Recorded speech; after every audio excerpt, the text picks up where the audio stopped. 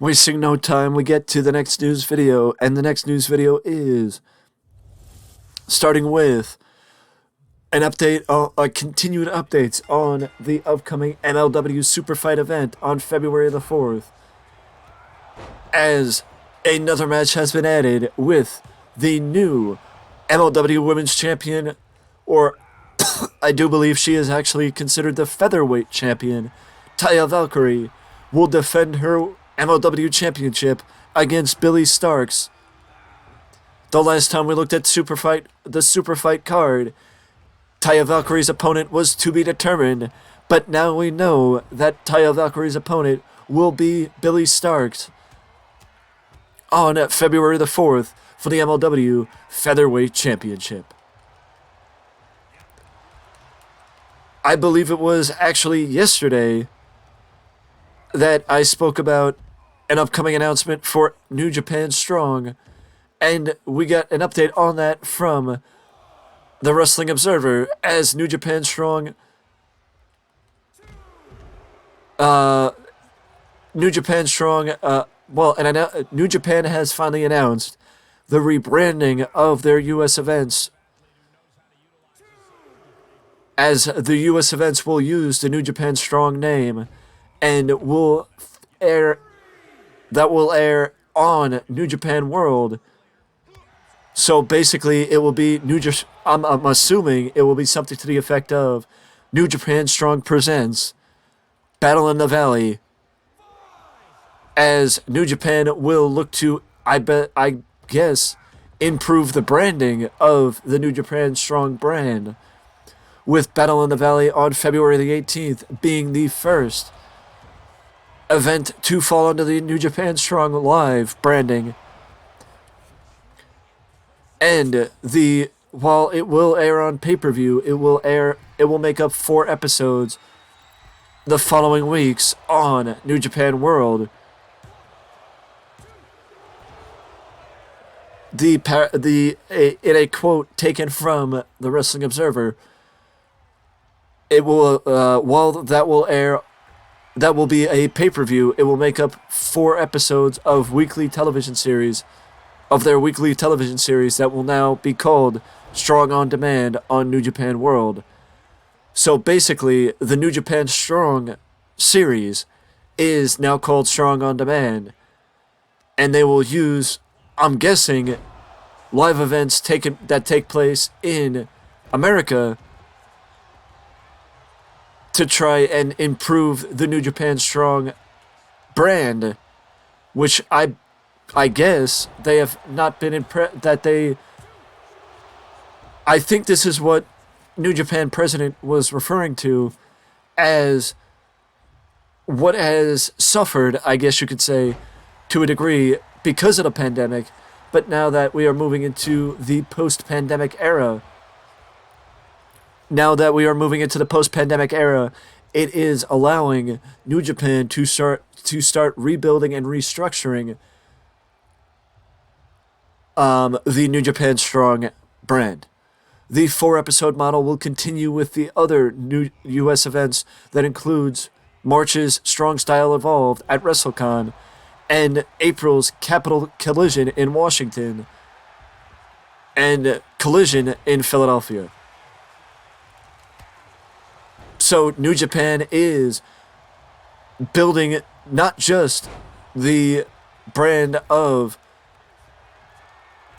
New Japan Strong, but also their presence in America, as they have 4 shows just in the spring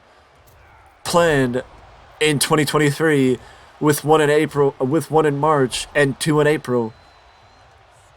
And then you also have the 1 in February, so that's what makes 4. I was going to say it was 3, but I totally forgot about Battle in the Valley in February.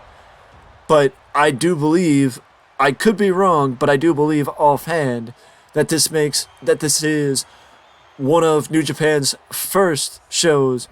in the East Coast since that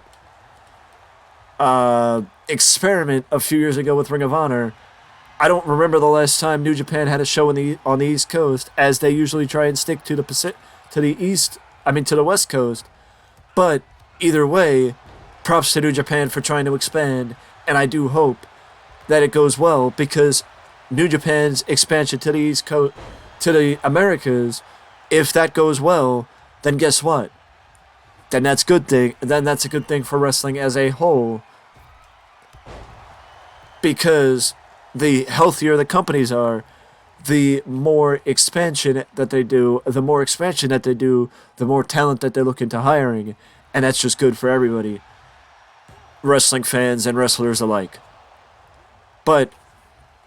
there's likely going to be more news for that on New Japan live events in the States as time goes on, so I will keep you guys up to date on that. But we also have contract updates starting with Kylie Lynn King, who has been working in various territories over the last couple of months and is somebody who has seen her stock rise in an incredible way over the last year or so, working for the likes of AEW, Impact Wrestling, and the NWA during that time, with her saying that Mickie James has been instrumental in her getting into the NWA. But as of right now, as of this video, it was reiterated that Kylie Lynn King is a free agent. This report coming from Fightful. Kazarian is another person that has been talked about over the last couple months, as his contract expired with AEW, with Kazarian passing on an extension soon after his match with Josh Alexander last year, and choosing to make the move back to Impact Wrestling after basically being one of the founding members of AEW, and now he is officially a member of Impact Wrestling once again.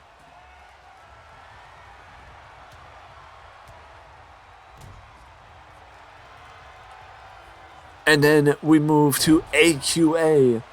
who I don't even know who this is, but what I can say is AQA is a former NXT talent, has officially been removed from the AEW roster, as her deal with the company is up, and she announced she will be stepping away from wrestling back in July. And the last report comes from the PW Insider that WWE signed both PC recruits Ezekiel Balogun and Alexis Gray, former collegiate athletes,